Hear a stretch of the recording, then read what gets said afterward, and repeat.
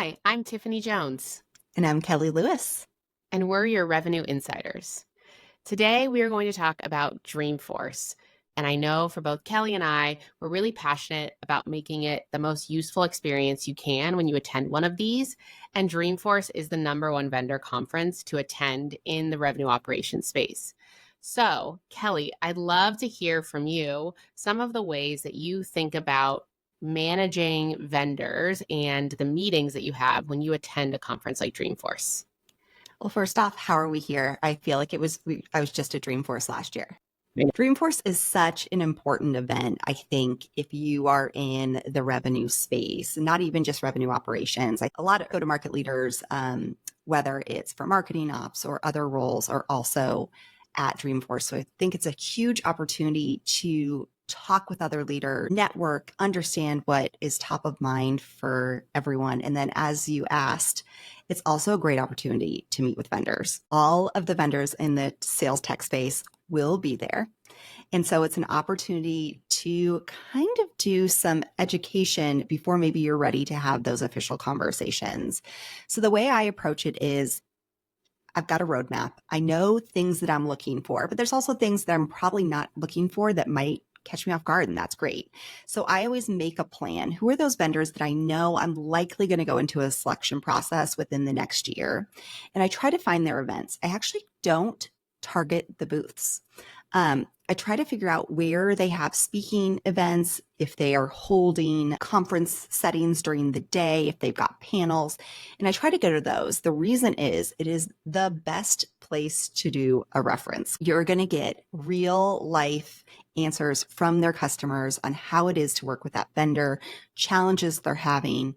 And as we all know, references are always the hardest thing to get scheduled. So take advantage, use this time to do due diligence with those sales tech vendors. I think that that's a great way to look at it. When we talk about the spaces that these vendors have, you often see them having these spaces that happen during the day, as well as a lot of them host parties in the evening. Do you prioritize both? Do you pick one versus the other? How do you think about that?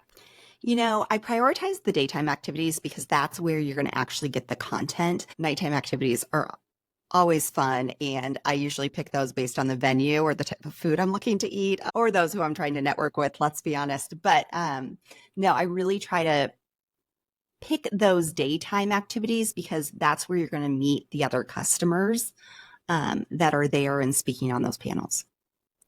You know what's really interesting about doing all of those vendor events where you're kind of offsite is you actually aren't using a Dreamforce pass for a lot of it. So I've actually attended Dreamforce in past years where I didn't have a pass, but I was able to take advantage of all of those people that were there and still kind of do some of the stuff that you were talking about.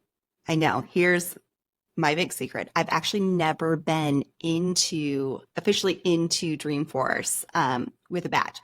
I end up going to Dreamforce almost every year to meet with other vendors, to do speaking engagements.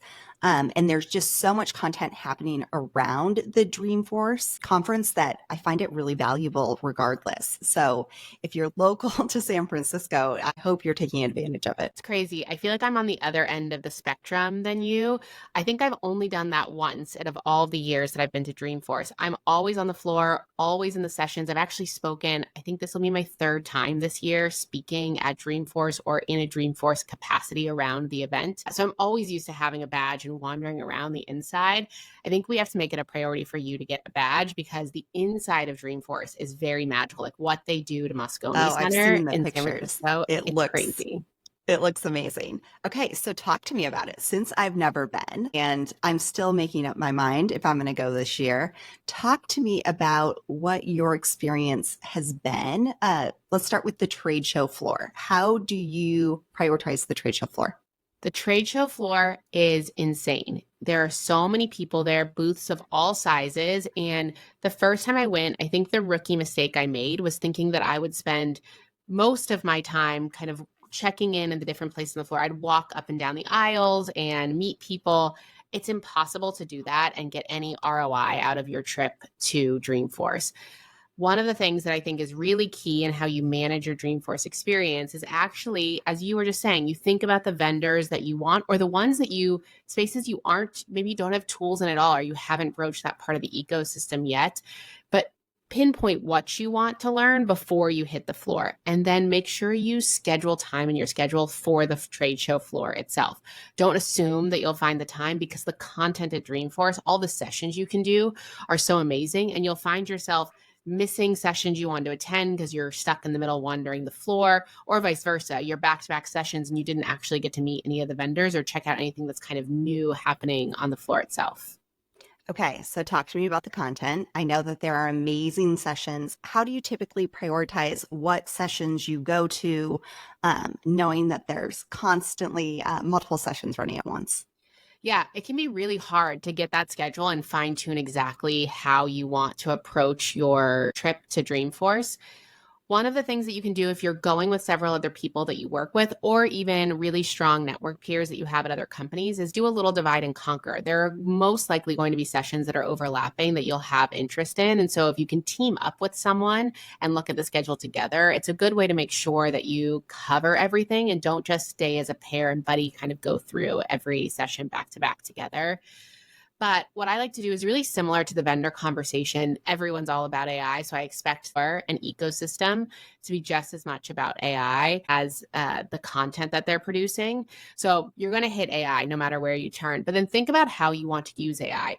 Are there ways that you're using it today and you want to check in and say, are we thinking about this the right way? Is there a best practice out there? Or are there ways that you're not using AI today and you're interested in it, either for productivity of your field or how you work from an operations perspective?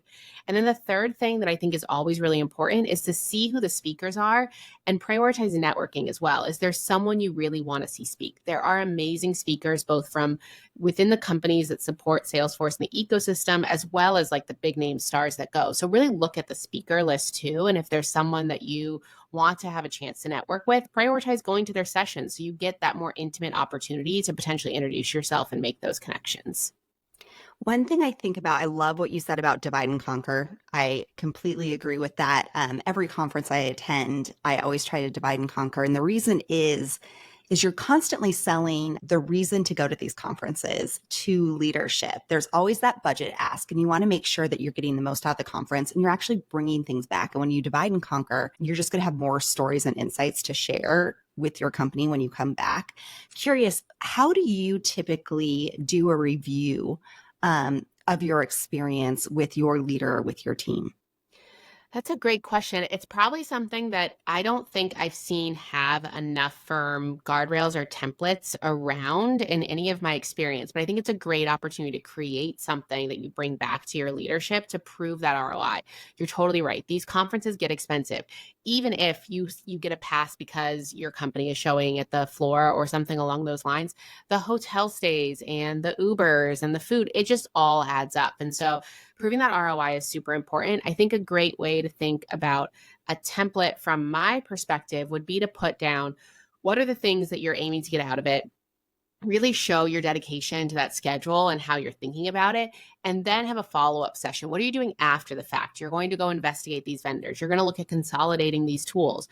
That way you can tie it back to some true spend, either productivity improvement numbers or changes in tools and systems, maybe reduction of costs because you're consolidating into a single platform where you have multiple tools. And you can really tie it back to that Dreamforce experience and those Dreamforce learnings, which just helps make sure that these types of conferences are valuable for not just you, but the company as well. I know from an enablement perspective, you might be approaching it a different way. I'd love to get your thoughts on how you might think through like an ROI template like that. So we do a couple things. I love to do an executive summary. So after I leave the conference, I always type up, these are the biggest takeaways, key bullets, with maybe some links to the sessions that are then available online that I send out to my executive team as well as to my team to learn from. So to make sure it's known that these budget that goes towards these events is so impactful. The second thing I typically do with my team or with others in the company that I know would find it helpful is we just host a lunch and learn where anyone who went to that conference will jump online and just talk about our experiences and things that we found interesting and our key takeaways and have a really good discussion about it just to make sure it's really proven that these events are making an impact. And then to your point, I do think they go a long way in shortening vendor selections. So time taken away from that is always really valuable if you can do it. Yeah, I love that. And so getting to that like really concrete ROI, I think is really important from a company perspective. But one of the things you and I both have already touched on a little bit here is the networking aspect of it. So there's the value that your company's getting out of it, but what value are you getting out of it personally? And you have that opportunity on the floor and when you go to those breakout sessions or even those vendor meeting spaces. But networking is kind of all around you at Dreamforce. What are some of the things that you've done to make yourself successful at networking while you've been at Dreamforce? It's all in the preparation. So I know who I'm likely trying to meet with, and I kind of have that target list, just like you would be prospecting. So you have that list of individuals, where you think they're going to be, how you can meet with them, things you want to talk about. I know a lot of you out there are looking for your next career move. And I think Dreamforce is also a great opportunity for some of those discussions. And the way I would think about that is, look at those target companies that you want to work for, figure out what jobs they have open, and be prepared to go seek out those hiring managers and put a face to a name. It's a tough market out there for job seekers. And so I think there's a great opportunity to try to find your next career move. The other tip and trick I have, and you're going to laugh at this, Tiffany, but I wear a bright color. Oftentimes you're texting, you're emailing with individuals and saying, hey, meet up at coffee. I've been to the Starbucks that's right across from Dreamforce. It is packed. And so you want to try to find a location that's not packed, but then you have to find each other. And in most cases, you've not met. And so last year, if you saw me, I was wearing a bright pink blazer one day and then a bright blue blazer the next day. Anything you can do to make yourself stand out and easier to find in those situations will save you a lot of time. I think that's a great tip. A really bright or fun blazer or blouse of some sort and tennis shoes. Grab your tennis shoes because you are walking all over San Francisco while you're there. And I think whether it's to hit all of those networking spots or just browse the floor, I think those two are definitely like your go-to wardrobe musts for Dreamforce for sure. I love myself a good pair of heels. And so my tip and trick in that situation is, if I want heels for dinner, I put them in my purse, but I wear sneakers during the day. And so I do bring a bag that can carry an extra pair of shoes, even just flip-flops, because you are on your feet all day. You cannot wear heels all day. If you can, you are better than me. I love that. I could not either. So I agree. Better than both of us there. Here in the podcast, you mentioned that you are speaking at Dreamforce this year. Love to learn a little bit more about your session. Yeah, I'm doing a session on turning sales intelligence into action. It's really using the data within your CRM to fuel deals. A lot of this is predicated on the power of what Salesforce is doing across their single platform. And our company was an early buyer of this one Einstein platform. And I'm a big believer in the AI components that come with using a consolidated platform and the data protection around it. And so it's a topic I'm very passionate about. I'm really excited to speak on it. It'll be after the keynote and a breakout session on Wednesday. I don't want to give too much away. I think it'll be really interesting. It's with myself and the Salesforce product team. So I'm really excited for the conversation. Amazing. What are you most excited for at Dreamforce this year? Most excited for at Dreamforce. I am always excited for the keynote speeches. I think that there's always so much you learn, right? It's inevitably some sort of launch of some sort. And so those are always really exciting, making sure that you get there in enough time to get seats so that you can really be part of the experience. But they broadcast it everywhere if you miss that and you have to prioritize breakout sessions. But the keynotes are really fun. And then I think I'm really excited about diving into some of the newer vendors that are in the space, especially in the top of funnel area. It's an area we are spending a lot of time reviewing what's in that vendor space, especially with the AI components that come with better research and discovery for your prospects. And so really excited to spend some time learning about vendors in that space and what some best practices are at some breakout sessions. I'm curious, Kelly, what are you looking forward to the most about Dreamforce this year? I've been thinking about this a lot. AI has been a hot topic. Everyone's talking about AI. I think the thing I'm interested to hear and see is what's real. So a lot of vendors launched and talked about launching some big AI features in the last year. And this will kind of be the reality check. Are they working? Are people getting the value out of them that we thought they would? And so I'm all for the AI. I'm interested to see if it's actually working and hear some of those success stories. Yeah, I think that's totally true. It is such a big check-in point to see what's kind of still standing from an AI perspective. It's definitely still new. We're going to keep hearing about it, but there's a little bit more reality to it, it feels like right now. And so it's going to be the topic of the event for sure, but it'll be an exciting one still this year. Well, I'm so excited for Dreamforce this year. I think that we are going to get a ton out of it, and I hope that everyone that's listening does as well. I'm curious afterwards, like what the other tips and tricks were for everyone that attended Dreamforce. It'll be really interesting to do a recap after the fact.